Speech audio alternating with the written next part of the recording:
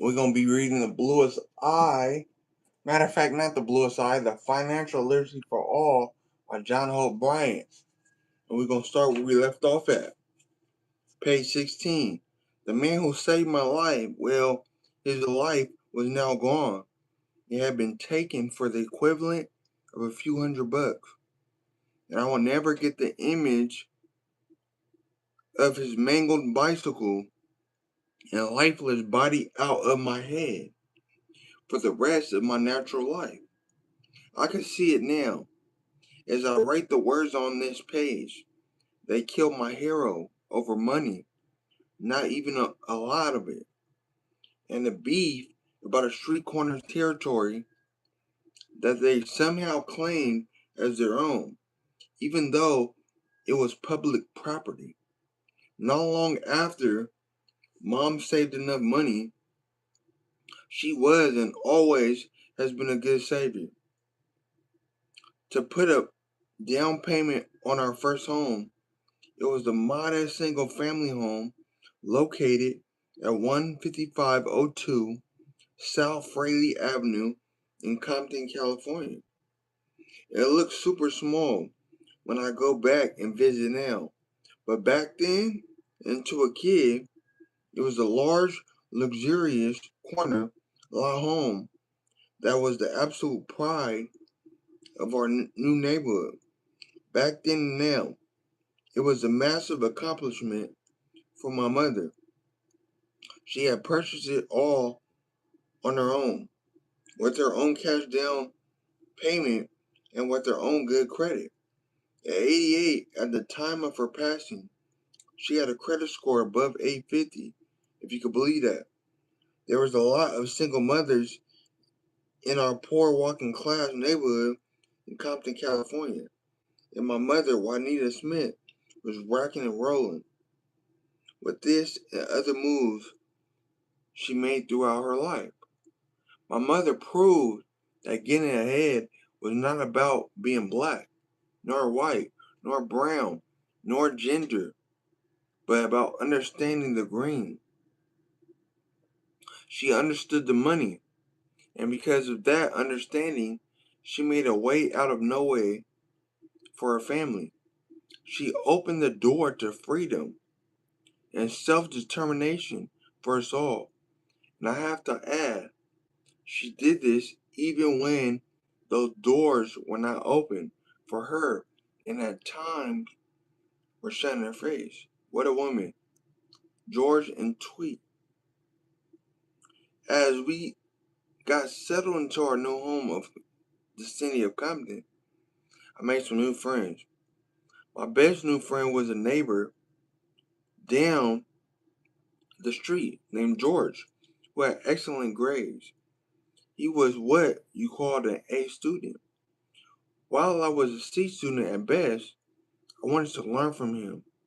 I wanted to become just like him, a good student. Unfortunately, I am not sure that George saw in himself what I saw in him. While I wanted to hang around and be like George, George wanted to hang around and be like our crazy new next door neighbor who went by the name of Tweet. George didn't want to hang with me and be my role model. He wanted to hang around, Tweet, and be cool. What some of us in the neighborhood call ghetto famous, good for 3 or 4 square blocks of overinflated notoriety. George was way too impressed with Tweet for reasons I will never understand. As a result, George began walking and talking like Tweet.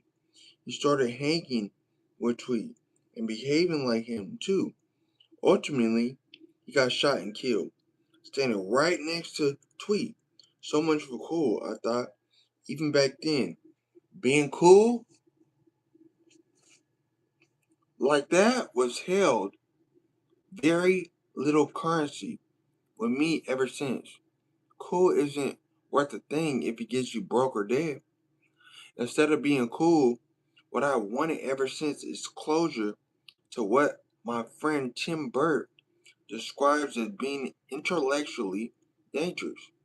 Tim told me one day, people have to decide whether they want to be ghetto, famous for a moment, or dangerous for a lifetime.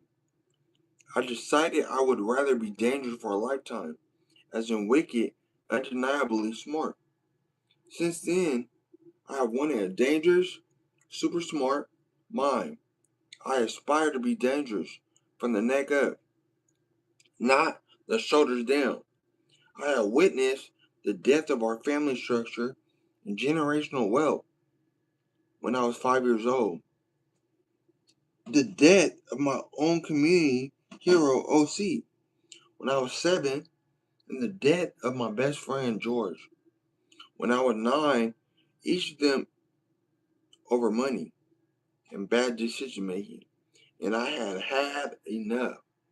Luckily, I had an advantage, and most of my friends and those I left in the community did not.